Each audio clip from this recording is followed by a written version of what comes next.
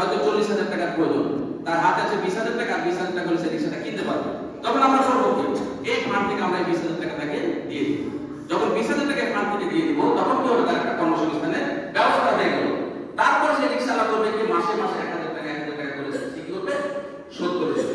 শুধু তাই নয়, এমন ব্যাপারে ধরেন আমাদের কোন একটা মানুষ তার সন্তান পরীক্ষা দিবে, পরীক্ষা ফল পাবে জন্য তার 10,000 টাকার প্রয়োজন, আমাদের তার হাতে আছে 5,000 টাকা, 5,000 টাকা জন্য ছুটে বেড়াচ্ছে, কোথাও পাচ্ছে না, কোথায় যাবে, হয়তো তাকে সেই ওই সুদভিত্তিক ক্ষুদ্রঋণের কাছে যাওয়া লাগবে।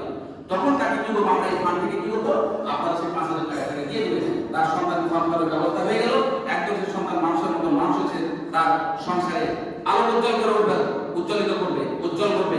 আর কি করবে, সে আস্তে আস্তে সে আবার 1,000 করে টাকাটা সে শোধ করে দেবে। শুধু তাই না, এমন হতে পারে কোন গরিব মানুষের মা, ভাই, বোন যে কেউ এমন অসুস্থ হতে পারে, তার অপারেশনের প্রয়োজন, হয়তো 20,000 টাকার প্রয়োজন, 10,000 টাকা আছে, 10,000 টাকার জন্য সে ছুটে বেড়াচ্ছে, কোথায় যাবে, কোথাও পাচ্ছে না, হতে পারে তাকে সেই ক্ষুদ্র ঋণের কাছে যেতে হতে পারে।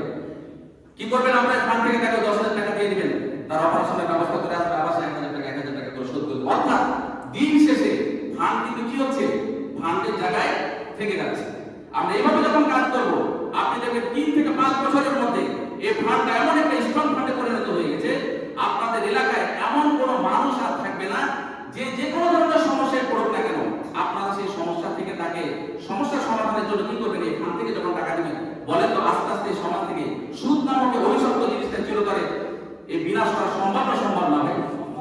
এবং এই সুন্দর সিস্টেমটা যদি আমরা চালু করি, তাহলে এই সুদ যখন আমাদের সমাজ থেকে চলে যাবে এবং এই ইসলামিক অর্থনৈতিক ব্যবস্থায় কোন ধাঁচা যখন আপনি বাস্তবায়িত করবেন, তখন কি হবে, আল্লাহর গজবের জায়গায় আল্লাহ লানতের জায়গায় কি বর্ষিত হবে, আল্লাহ রহমত বর্ষিত হবে।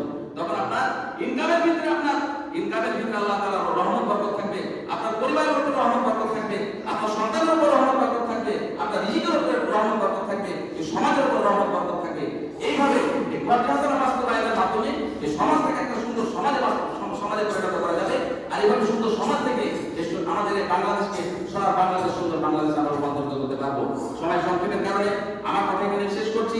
আমার কাছে মনে হয় আমার কথা এই সংক্ষেপ বলার মধ্যে সম্ভবত বোঝাতে পেরেছি। এরপরে হুজুর ইনশাআল্লাহ সামনে জুমাতে আপনাদের সামনে বিস্তারিত আলোচনা করবেন। আপনাদের এখানে কর্ণে হাসানের ফান্ড উদ্বোধনের জন্য আমার পক্ষ থেকে হুজুরকে আমি 1,000 টাকা দিচ্ছি। এই কর্ণাসন ফান্ড আপনাদের উদ্বোধনের জন্য আপনাদের পক্ষ থেকে যে যা পারেন, 5 টাকা 10 টাকা যে যা পারেন, আপনারা হুজুরের কাছে জমা দিবেন। এবং আপনারা, আমি আশা করব আপনাদের কাছে কল করে আমি মিনতি করব, এই সুদ নামক অভিশপ্ত সমাজ থেকে আমাদের যদি মুক্ত হতে হয়, তবে অবশ্যই কর্ণাসন আপনারা বাস্তবায়ন কর্ণাসন আপনারা প্রতিষ্ঠিত করবেন। এবং এটা যদি প্রতিষ্ঠিত করেন, কার জন্য প্রতিষ্ঠিত করবেন, ঘুরে ঘুরে কিন্তু আপনাদের জন্যই করবেন, এই সমাজটাকে সুন্দর সমাজ করার জন্যই করবেন। এবং দেখেন, আমাদের সবাইকে কিন্তু একদিন এই দুনিয়া থেকে চলে যাওয়া লাগবে। আমরা যখন কবরে চলে যাব, তখন এই সুন্দর জিনিসটা যদি আমরা চালু করে দিতে পারি, কবরে বসে বসে কিন্তু সব আমরা কিন্তু কন্টিনিউ আমরা পেতে থাকবো। কি পেতে থাকবো না ভাই? আমরা সুন্দর জিনিসটা করতে চাই তো, সবাই চাই তো ইনশাআল্লাহ। আমি আশা করব এই সুন্দর জিনিসটা আপনারা এখানে, এটা দল মত নির্বিশেষে টোটাল একটা অহিংস অরাজনৈতিক চিন্তা ভাবনা। আমি আশা করতেছি আপনাদের চিন্তা ভাবনার সাথে সবাই এখন পোষণ করবেন। এই কথা বলে আমি আমার কথা শেষ করছি।